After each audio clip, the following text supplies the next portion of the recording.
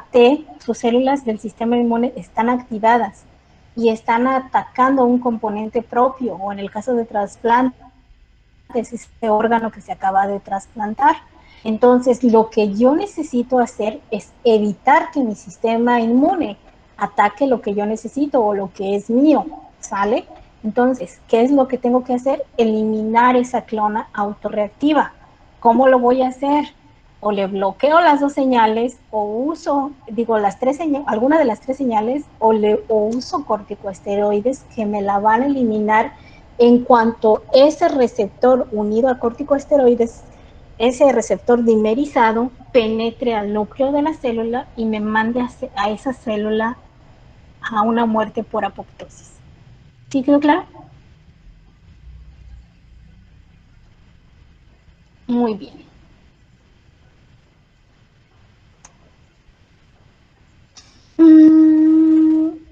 Entonces, ¿de qué dependen? Dependen de, como decía su compañero, dependen del tipo de antígeno del que estemos hablando, en este caso alergeno. Entonces, si son ambientales, cualquier antígeno ambiental, estamos hablando de una reacción alérgica. Si estamos hablando de patógenos, podemos hablar de una hipersensibilidad tardía, es decir, una tipo 4. Si son antígenos que provienen de otro huésped, sería un injerto contra huésped o alógrafo. Si son antígenos propios, entonces se conoce como inmunidad, autoinmunidad. Entonces, dependiendo del antígeno y de la fuente del antígeno, es el tipo de reacción que yo voy a tener y la severidad depende de ese antígeno. ¿Está claro? ¿Sí? Y como la mayor parte de los descubrimientos, eh, muchos de ellos sucedieron por casualidad y esta no es la excepción. Entonces, ese bicho que ven ahí no es un bicho, pues es una medusa, una especie de medusa, se llama carabela portuguesa o falsa medusa. Sucede que provoca unas quemaduras muy severas en los bañistas, es decir, aquellas personas que disfrutan de ir a nadar al océano. Entonces, tratando de evitar los daños que se provocaban por la picadura de esta cosa, trataron bueno, dijeron, ¿por qué no diseñamos una vacuna que me inmunice a estos bañistas contra el veneno o contra el piquete de esta carabela? Entonces, pues lo primero que hicieron fue extraer el veneno de la carabela, inmunizar a un perrito. Entonces, ese perrito, primer encuentro con la vacuna, pues lo que yo espero, ¿qué esperan ustedes que suceda cuando nos inmunizan?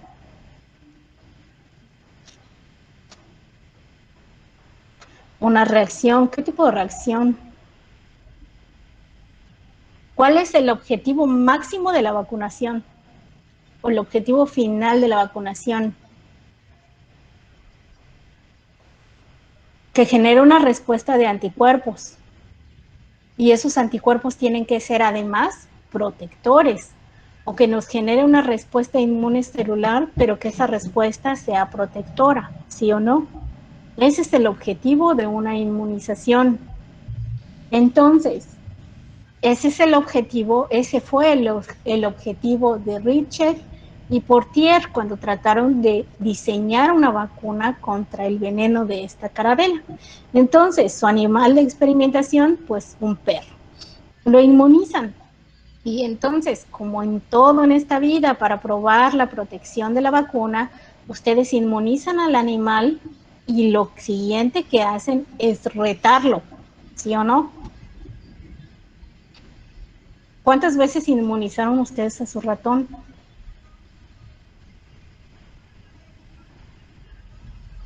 Muchas, sí. Su cartilla de vacunación, ¿qué dice?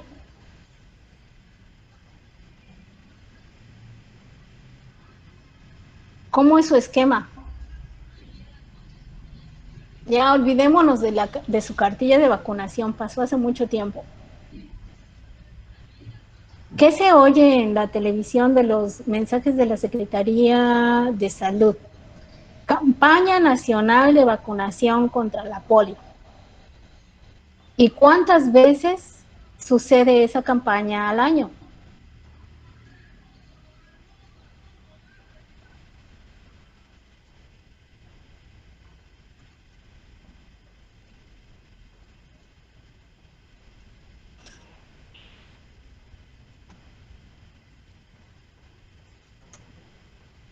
Me parece que son dos, son antes de comenzar la temporada de verano, y es cuando tenemos entonces alergias, y como por el mes pasado que es para lo de la influenza, eh, que comienzan las bajas temperaturas y hay un incremento de contagios. No me diga, ¿qué tiene que ver la influenza con la polio? Ah, no, yo le comentaba del esquema de las campañas que usted mencionaba. Bueno, específicamente la de la polio son 2 veces al año. Muy bien, entonces, ¿quién se debe vacunar?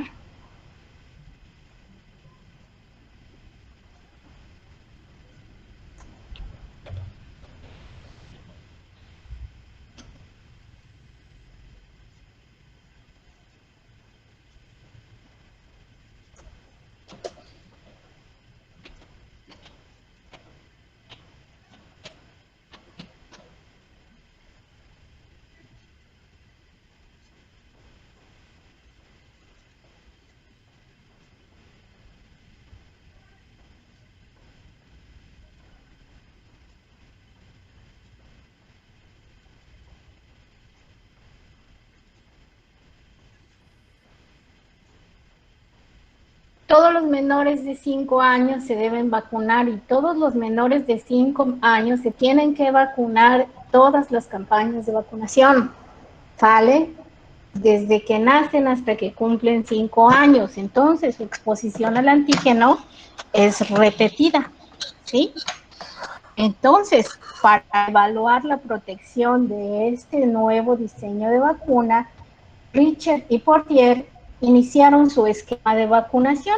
Vacunaron al perrito una vez, no pasó nada. Entonces, ellos estaban esperando que esa vacuna indujera protección. Segunda dosis de la vacuna, tómela, que se les muere el perro. Entonces, ¿qué es lo que qué fue lo que sucedió ahí? Así como se quedaron ustedes, así se quedaron ellos. Chispas, ¿qué demonios pasó ahí? Si se supone que yo debería de estar induciendo inmunidad, debería de estar induciendo protección. Entonces, este perrito no nada más se me murió de una manera horrible, se murió de un choque anafiláctico. Entonces, ese choque anafiláctico proviene de la raíz griega que se divide en ana, que significa lejos, y filaxis, que significa protección. Entonces, ellos obtuvieron una respuesta totalmente opuesta a la protección, contrario a la protección. Entonces, esa respuesta anafiláctica, como dijo su compañero, se atacó. Se atacó. ¿Cómo que se atacó? ¿Solito se mordió?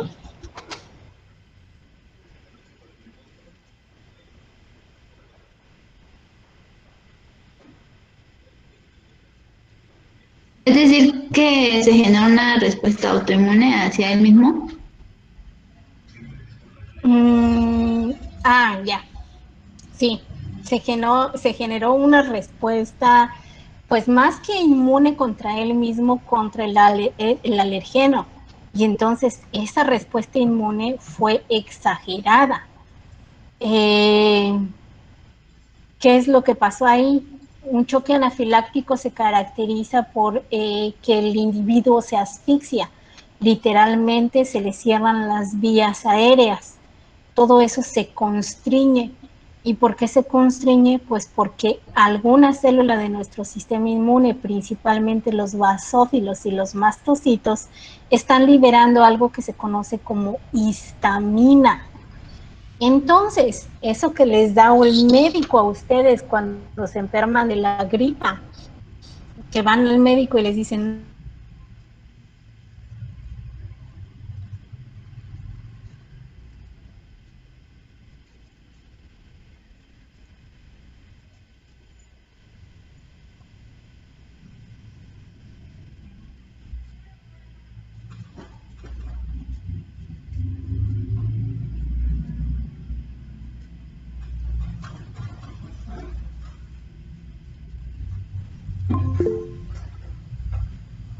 muy bien, como ustedes saben, las infecciones virales no tienen un medicamento. No tienen un medicamento. ¿Cómo se los digo?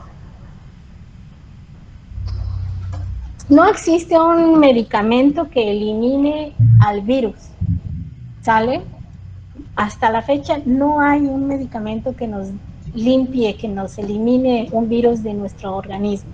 Si ustedes se infectan con un virus, esa infección se va a controlar, pero ese virus jamás se va a eliminar, va a quedar ahí dentro de ustedes el resto de su vida. ¿Quedó claro? Entonces, ¿qué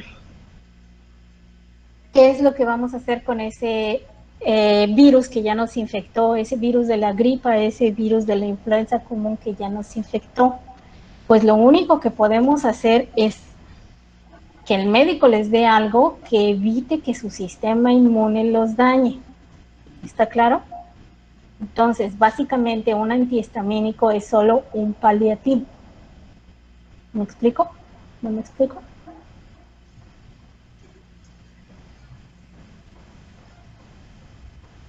Si no me explico, pregúntenme. Sale pues. Entonces, la anafilaxis es exactamente lo contrario a la profilaxis. Ustedes inyectan la primera vez, no observan respuesta. Vacunan o inmunizan la segunda vez y entonces pueden suceder dos cosas: que exista una protección, es decir, que si a este animal yo lo reto contra el microorganismo para el cual se diseñó esta vacuna y este animal no muere o no se enferma, yo indujo protección. Pero en cambio, si yo lo inmunizo una segunda vez y ese animal se me muere, entonces ahí tuve una anafilaxis y lo más seguro es que haya tenido una reacción de hipersensibilidad contra eso que me inyectaron. ¿Sale?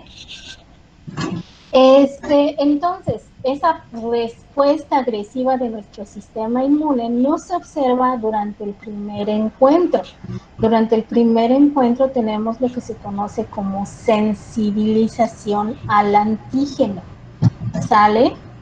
Entonces, ya vimos que Richard y Portier fueron los que comenzaron a diseñar esa vacuna y se dieron cuenta de este fenómeno, pero no fue hasta 1906 que Piquet acuña el término de alergia, alos, del sufijo griego, alos, que significa otro, y ergón, trabajo. Entonces, este alergón o esta alergia es una respuesta inmune opuesta a la respuesta inmune de protección que nosotros deberíamos estar esperando. ¿Estamos claros hasta aquí? Entonces, no todas ellas caen en el contexto de alergia. Por ejemplo, ustedes pueden tener esta. Quedábamos que les dan antihistamínicos para que esto no suceda. Ustedes tienen su vía aérea normal, la luz de su vía aérea está limpia, está bien dilatada, el aire puede difundir fácilmente desde sus pulmones, desde el medio exterior, perdón, hacia sus pulmones. Ahora, ¿qué pasa cuando esta persona sufre una reacción alérgica? Llamémosle asma. esta reacción alérgica hace que estas vías, los músculos que están rodeando esa tráquea, a ver, anatomía, ¿cómo está constituida la tráquea?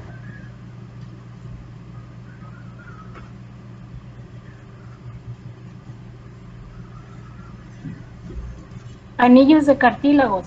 ¿Y esos anillos de cartílagos están rodeados por qué? ¿O están divididos por qué?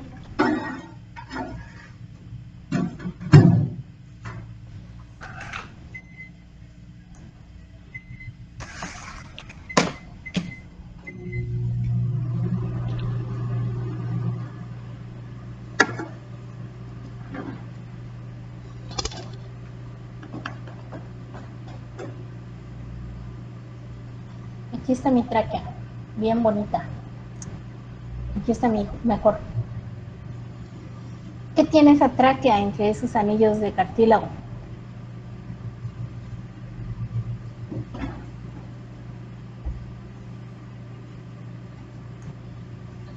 ¿Mm?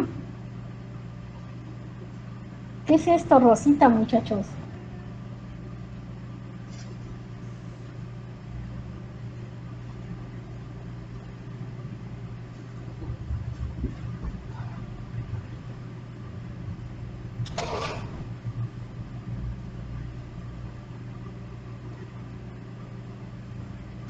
Sí, tiene epitelio, sí, es mucoso. ¿Qué más?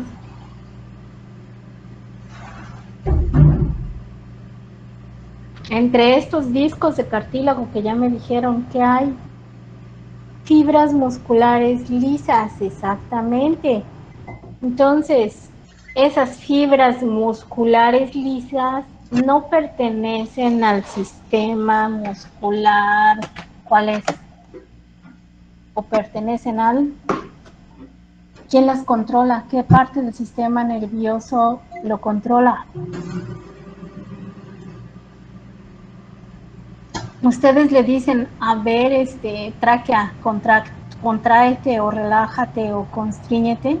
Autónomo, exactamente. Entonces ustedes no lo controlan, no tienen control sobre ella. Entonces eso lo controla mi sistema nervioso autónomo. Y como lo controla mi sistema nervioso autónomo, cuando ese sistema reacciona ante esa histamina, sucede que estos músculos lisos son muy sensibles a la histamina. Entonces, cuando la histamina se une a su receptor en ese músculo liso, ¿qué pasa? El músculo se contrae y como se contrae el músculo me puede llegar a cerrar esta vía. Exactamente la tráquea no, porque el anillo es muy grueso, entonces el cierre va en esta parte de la vía aérea, en esas partes en donde el anillo de cartílago ya no es tan rígido y se puede constriñir. ¿Quedamos claros?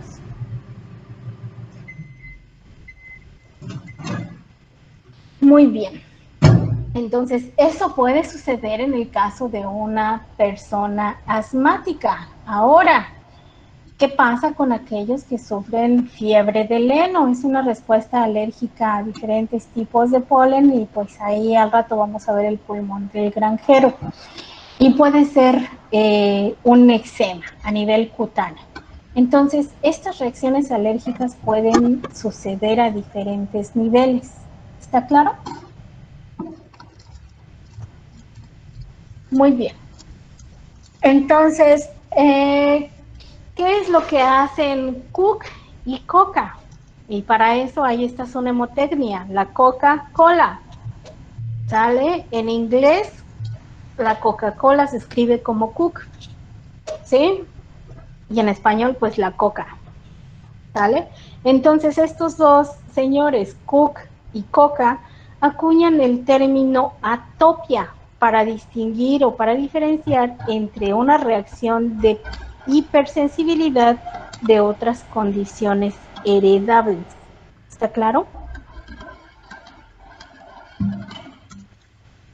¿Quedó claro? Muy bien. Y entonces, lo siguiente que sucede es que ya sabemos que existen reacciones, una respuesta exagerada a un antígeno. Alguien le puso a eso una respuesta de hipersensibilidad, otros, y aquí estos me las clasifican.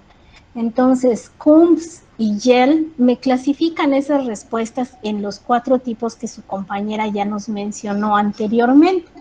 Entonces, se clasifican con base al mediador de la respuesta inmune y se clasifican en 4 tipos. Entonces, como ella ya nos dijo, la primera se debía a una IgE, la respuesta de hipersensibilidad tipo 1.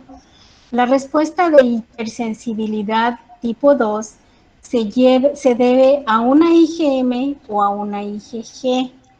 La de tipo 3 se debe a una IgM o una IgG, pero cuando están específicamente unidas al antígeno. ¿Sale? Y la tipo 4 es mediada por células, es la única que es mediada por células. Y esas células son linfocitos T.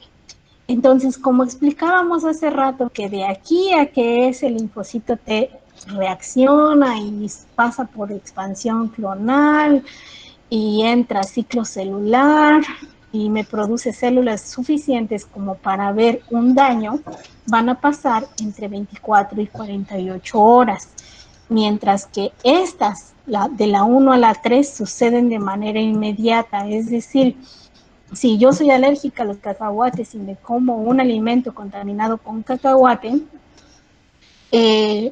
la reacción que voy a tener es entre minutos y horas, dependiendo de cómo sea mi sistema inmune. ¿Está claro? A diferencia que de la tipo 4, que ustedes, ¿cuál fue el tiempo máximo en el que midieron ustedes su pata? Del ratón, pues.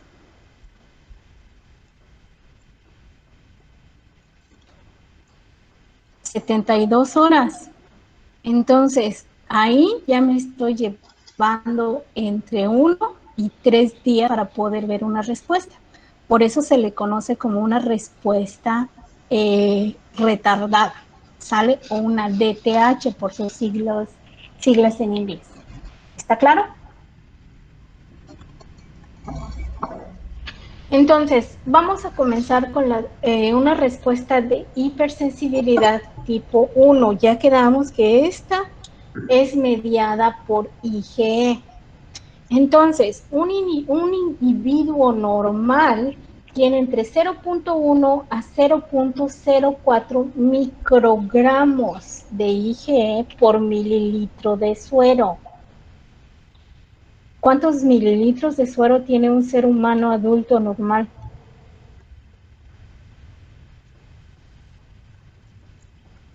¿Cuántos litros de suero tienen ustedes?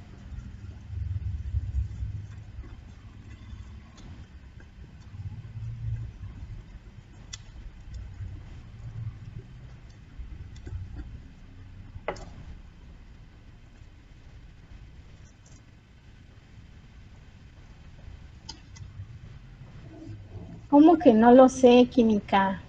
¿Qué tal si le toca trabajar en un banco de sangre? 8 litros, no, creo que son muchos litros. Tienen como 4.5, ¿no? Uh-huh. Dale, entonces, ¿cuánto sería 0.04 microgramos?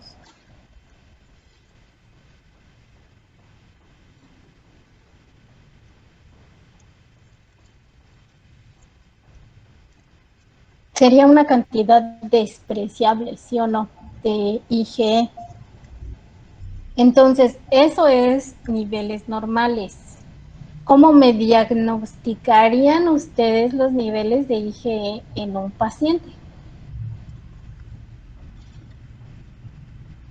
¿Qué técnica de las que hemos visto en este semestre les ayudaría a determinar la cantidad de IgE que un paciente tiene en circulación?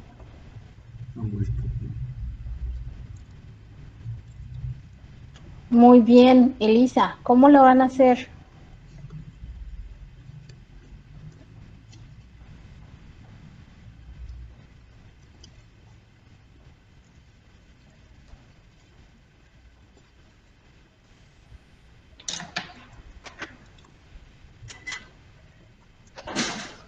¿Cómo me lo van a diagnosticar? Ya me dijeron la técnica. ¿Qué más?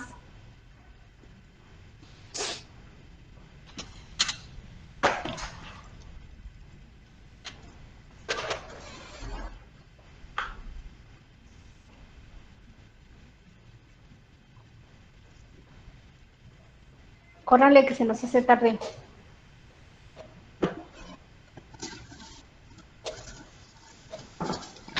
Medir las concentraciones en los pozos. Sí, pues, pero ¿cómo?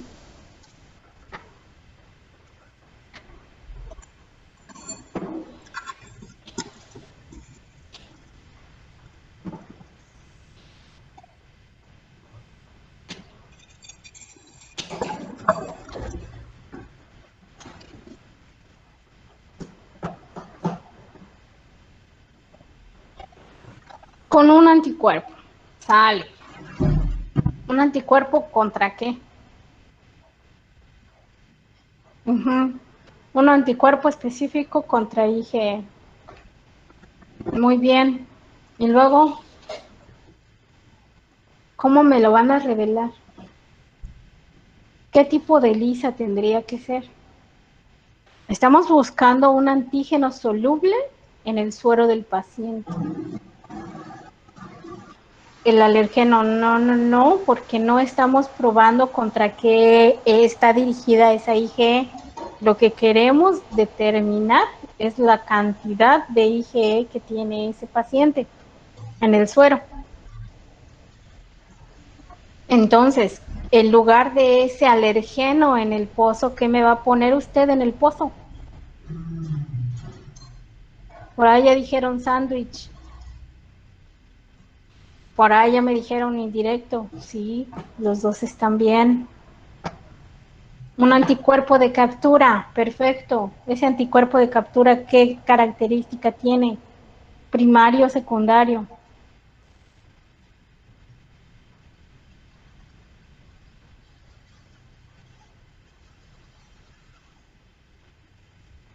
¿Por qué? ¿Por qué secundario, Luis Gustavo? ¿Cuál es la? Muy bien, Ginés, primario. La característica es que el secundario ya está marcado. No me sirve poner un anticuerpo secundario en el pozo porque cuando yo le agregue el revelador, todo se me va a poner amarillo, ¿sí o no? Entonces necesito tener un anticuerpo no marcado en el fondo del pozo que me va a capturar esa IgE del individuo contra que están dirigidos los sitios activos de ese anticuerpo de captura primario que me pusieron en el fondo del pozo.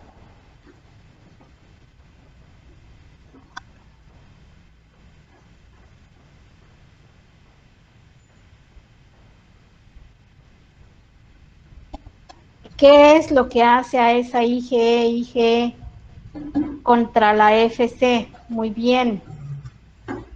Entonces, usted ya me diseñó su ELISA.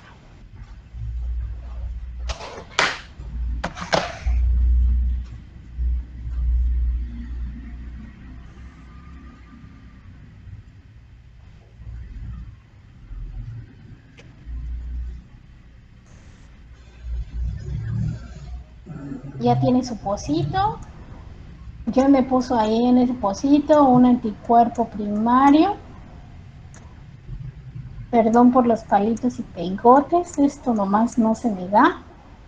Este anticuerpo primario está dirigido contra la FC de mi paciente. Una IgE que damos, ¿va? Ahora, ¿qué uso para revelarlo? Ya aquí tengo la mitad de mi sándwich. Ahora, ¿cómo lo revelo? Uno secundario, una enzima, muy bien. ¿Anti qué epítopo? ¿Anti este epítopo que me está reconociendo esto?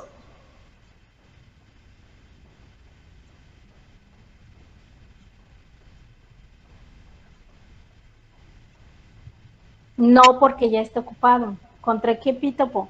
Otro, el que quieran que siga siendo aquí en la FC, no me importa. Lo que sí me importa es que tiene que ser diferente. Muy bien. Y ese anticuerpo dirigido contra un epítopo diferente, ahora sí ya es secundario porque está marcado con una enzima. ¿Sale? Lo que me decía Luis Gustavo al inicio, no puede ser secundario porque si yo pego un anticuerpo aquí y ese anticuerpo ya está marcado, cuando yo agregue el revelador, esto va a reaccionar y si esto tiene antígeno unido o no tiene antígeno unido, eso no me sirve, no hace la diferencia. Tenga o no tenga antígeno, yo voy a tener un resultado positivo en ese pozo. Entonces, este antígeno que yo voy a utilizar en el fondo de mi pozo, que es el anticuerpo de captura, no debe de estar marcado, ¿sale? Va a capturar el antígeno, que en este caso es una IgE, y luego yo voy a utilizar otro anticuerpo contra ese antígeno, que nuevamente es mi IgE, y ese sí ya va a estar marcado. De manera que si aquí no se pegó nada, entonces yo no voy a tener señal ahí. Y la señal que yo obtenga va a depender de la concentración de IgE que yo tenga en el suero. ¿Está claro?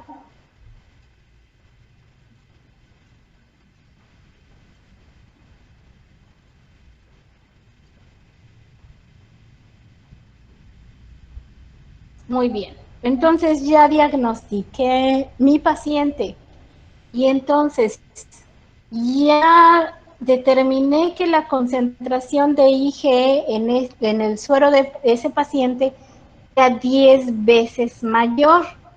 O sea, que ya tengo, en lugar de tener 0.1 microgramo por mililitro, ahora tengo 1 microgramo por mililitro. Y regresemos a mi prueba de Lisa. ¿Cómo determino yo la concentración? Ya determiné que sí tiene. Ahora, ¿cómo determino la concentración de IgE en ese paciente?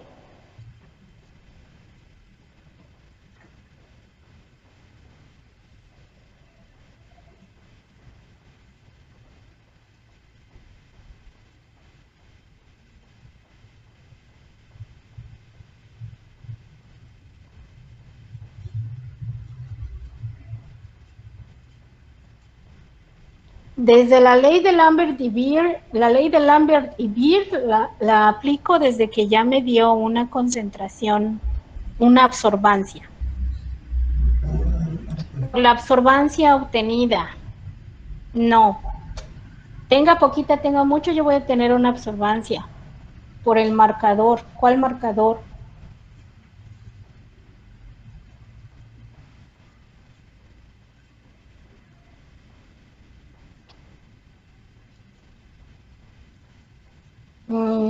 Vamos a lo mismo. Desde el momento en que yo tengo una enzima, un anticuerpo secundario ahí pegado y le pongo el revelador, eso me va a dar color.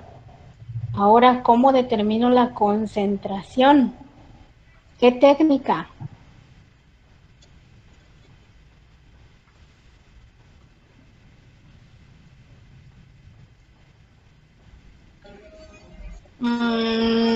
¿Puede usar un line blot?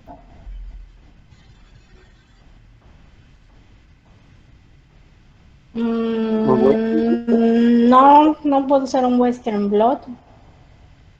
Bueno, sí, sí, pongo diferentes concentraciones, pero es un irigote. Así con el ISTA estamos bien, estamos fáciles. ¿Por PCR? No, como si usted me está tratando de diagnosticar la concentración de una proteína en suero. Usted no me puede hacer PCR. No con esa muestra.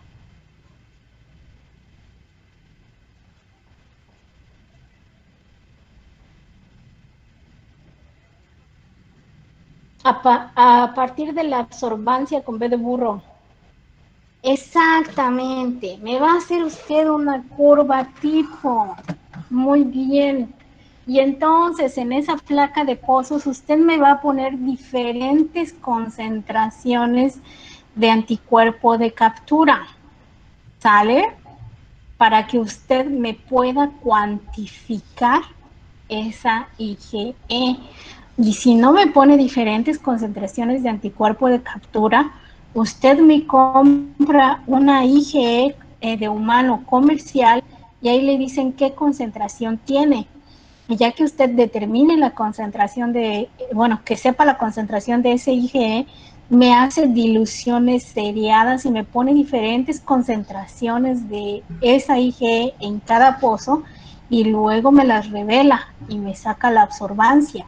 Me saca la curva, la ecuación de la recta y con esa ecuación de la recta usted me cuantifica la IgE que tiene en el suero de paciente. ¿Está claro?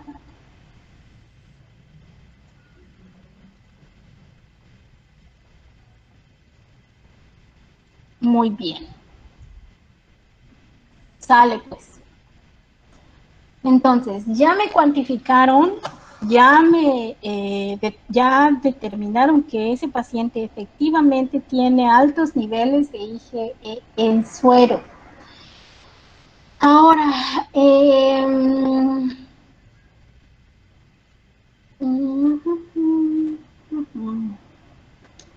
¿cuáles son las consecuencias de que este paciente tenga niveles elevados de IgE?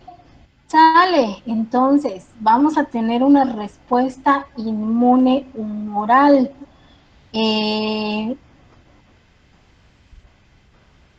Pero va a ser exagerada. ¿Por qué? Y dentro de las categorías de esta respuesta inmune adversa que podemos tener se encuentra lo que se conoce como la fiebre del heno, el eczema, el asma y la anafilaxis severa aguda. Entonces, ¿cuáles citocinas me van a inducir el cambio de isotipo hacia una producción de IgE? La IL-3, IL-4, IL-5, IL-9, IL-13 y en CSF. Pero la más o la que siempre analizan y la que siempre se ha ligado a la producción de IgE es la IL-4. ¿Estamos claros? Muy bien. Entonces, aquí tenemos algunos tipos de alergenos involucrados con esa respuesta de hipersensibilidad tipo 1. Un suero extraño, es decir,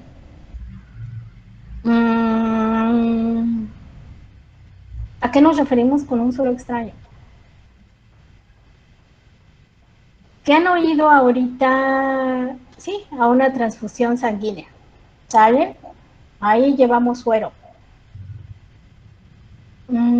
Ahorita, en esta época de pandemia, ¿qué han oído? ¿Cuál es una de las terapias que se están utilizando para esos pacientes con COVID? ¿Qué se ha visto que disminuye o que les confiere protección a esos pacientes con COVID? El plasma de otros pacientes que tuvieron COVID. Exactamente, es una seroterapia.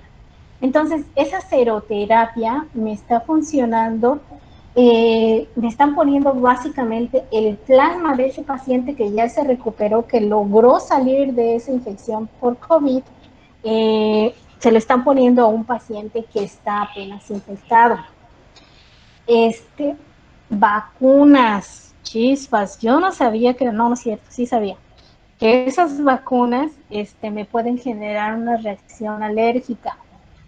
Si son alimentos, nueces, pescados, mariscos, huevos, guisantes, frijoles, leche, obvio, cacahuates, nueces. Ahorita ya encuentran alérgicos a cualquier cosa. Polen de todas las plantas que habidas y por haber, fármacos, penicilinas, sulfas, anestésicos locales y salicilatos. Entonces, ¿alguien se ha tomado la molestia, avapena con B de vaca? ¿Alguien se ha tomado la molestia de leer lo que dice la cajita de la inyección de penicilina que les ponen cuando se enferman?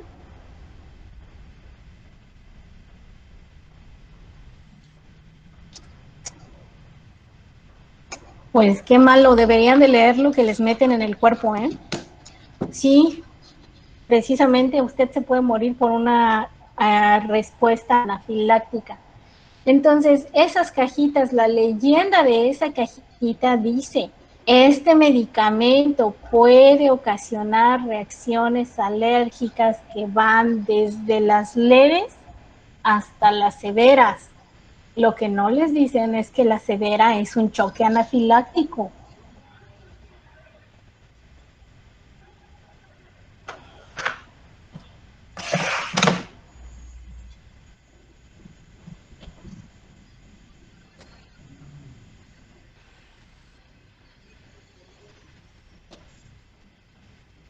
Profa, ¿eso no es mercadotecnia engañosa? Pues no, porque si usted se quiere aliviar de una infección, pues ni modo, me lo tienen que inyectar, le tienen que poner un antibiótico.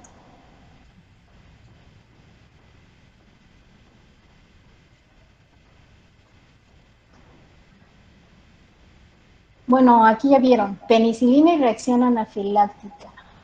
Pero en serio, búsquense una cajita de penicilina, principalmente los que tienen acceso a hospital, y por ahí dice, este medicamento les puede provocar una reacción alérgica que va desde la severa hasta de las leves hasta las graves, ¿sale? Y esa grave es la respuesta anafiláctica. Ay, no, no lo encuentro. Muy bien, entonces literalmente se me pueden morir, se me pueden quedar ahí en la inyección si es que son alérgicos y no lo saben. Ahora, el hecho de que ya les hayan puesto la primera inyección y no les haya pasado nada, no quiere decir que la siguiente vez no les va a pasar nada. Les puede pasar exactamente lo que al perrito, ¿sale? En la primera me lo sensibilizaron y en la segunda ya se los cargó el payaso. Y van a tener suerte si lo que les sucede es un rash cutáneo. No va a pasar de que se les ponga rojito, se les inflamen unas ronchitas, les dé mucha comezón y ya se dieron cuenta que son alérgicos. El problema es si en el segundo encuentro con la penicilina ustedes desarrollan un choque anafiláctico. No, la primera no le causó alergia, la primera la sensibilizó. ¿Sale? ¿Estamos claros?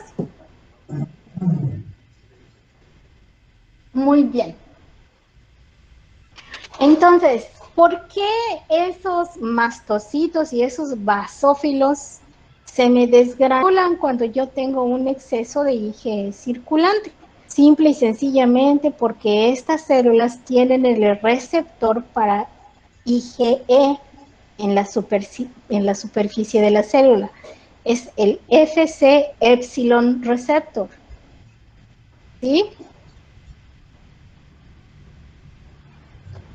Muy bien. Entonces, ya que se me unió, o sea, tengo niveles elevados, por eso es el problema.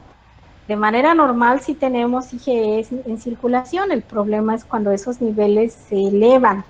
Y el problema es que ese paciente tenga una susceptibilidad genética a presentar, más bien, a el antígeno. ¿Se acuerdan cuando inició nuestro curso y les hice, no me acuerdo si a ustedes les hice el ejemplo del hot dog o del papel con hoyos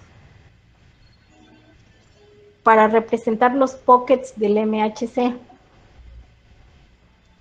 Sale. Entonces, dependiendo del tipo de surco que ustedes tengan y el aminoácido que tengan en ese surco, es como ustedes van a acomodar el antígeno. Y dijimos en esa ocasión, de manera que no es la misma forma en la que yo voy a presentar el antígeno o en la que, no sé, Pacheco va a presentar el antígeno o Dionisio va a presentar el antígeno.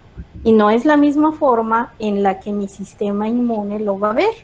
O sea, si yo tengo un aminoácido hidrofóbico en ese pocket, lo único que voy a poder unir ahí es otro aminoácido hidrofóbico. Entonces, cuando yo presente ese péptido, ¿de cuánto será mi péptido para clase 2?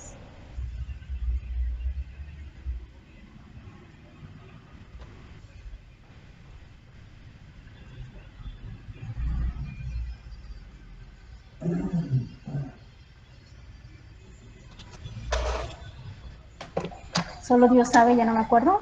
Está bien. De 13 a 18 aminoácidos. Entonces, de manera que la manera en que vamos a arreglar ese péptido de 18 aminoácidos en ese surco va a ser diferente para cada uno. Por lo tanto, si yo lo arreglo de la forma A, no me lo va a reconocer la misma clona que si lo arreglo en una conformación B. ¿Está claro? Está medio como que cantinflé un poco ahí. Pero sí quedó claro.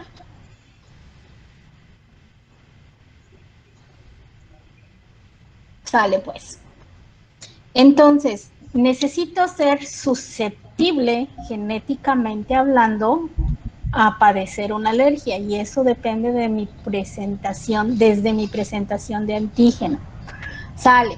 Entonces, ya lo presenté mal gracias a mi MHC y gracias a mi MHC yo induje una respuesta inmunohumoral que me llevó al desarrollo, a la producción excesiva de IgE, de interleucina 4 y de IgE. ¿Sale? Y entonces, cuando yo tengo un exceso de IgE, esa IgE se me va a unir al mastocito.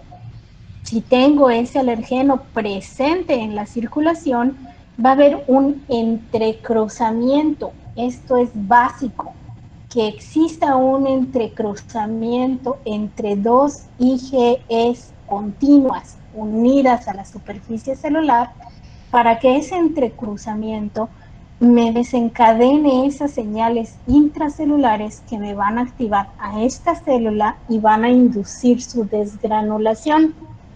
¿Quedó claro?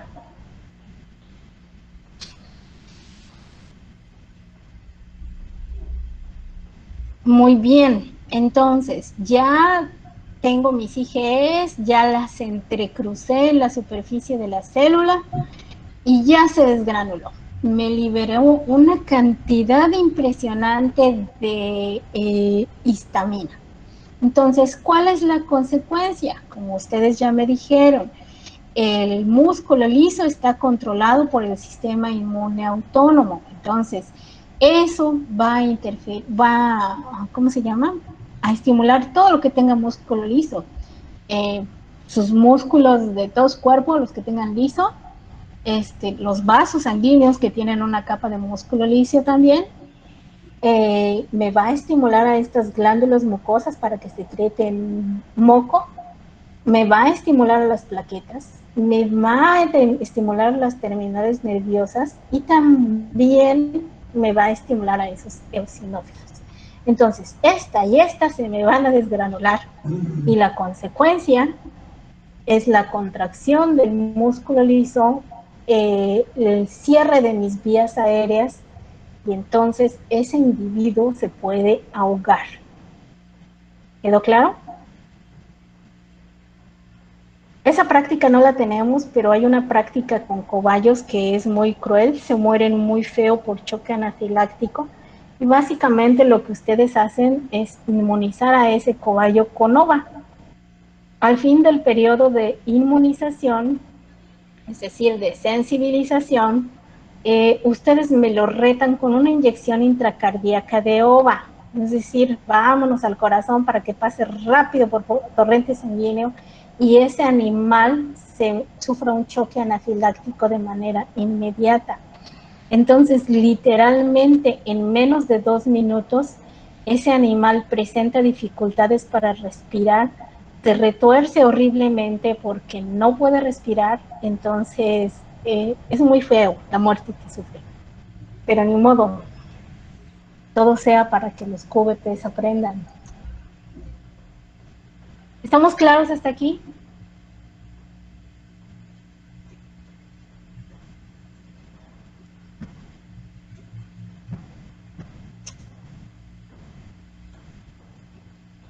Bueno, como nadie me pela, Aquí le vamos a dejar. Muy bien, entonces mañana no se les olvide su animal. ¿Qué más? Mañana les traigo el dispositivo para hacer los aerospin, para que me dejen ya sus laminillas ahí y las vengan a teñir la siguiente clase. Está claro que si se van a tardar 3 horas, no depende de mí, depende de ustedes. ¿Quedamos claros? Entonces, ¿qué les parece si lo dejamos en 3 por si no terminan, no tener a la siguiente sección esperando allá afuera? Muy bien, ya si terminan temprano se pueden retirar felizmente. Si la segunda sección llega a las 11. ¿Tengo mesa de disección? No. No, tengo uniceles, nada más traigan tengo uniceles y tengo alfileres, nada más traigan su papel aluminio para cubrir esos uniceles. ¿Sale? Lo que sí no tengo, si tienen, por favor, tijeras, nada más tengo yo 2 tijeras que les puedo prestar. Tráiganselas. A ver, ¿cuántas tijeras tienen por sección?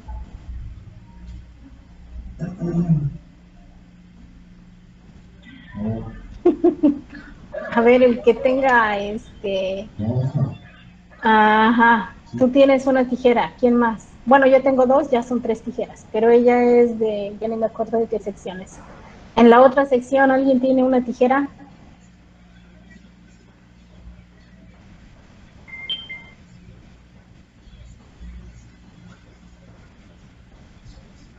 A ver, muchachos, no sé si Joenia venga a trabajar mañana temprano.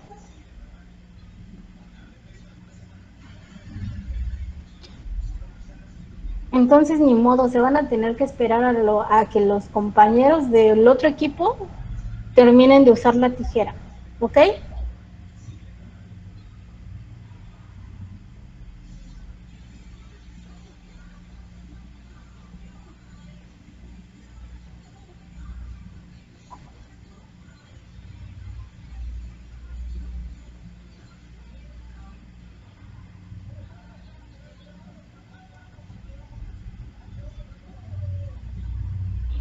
Perdón. Sale pues, entonces ya tenemos otra tijera para la sección 2. Entonces las dos mías y la suya, ya tenemos 3. Con eso la hacemos.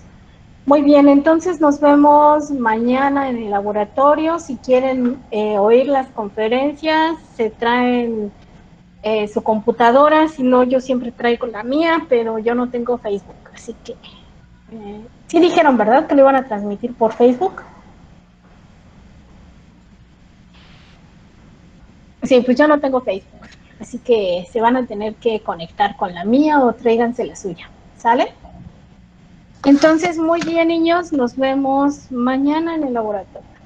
Se cuidan. Bye.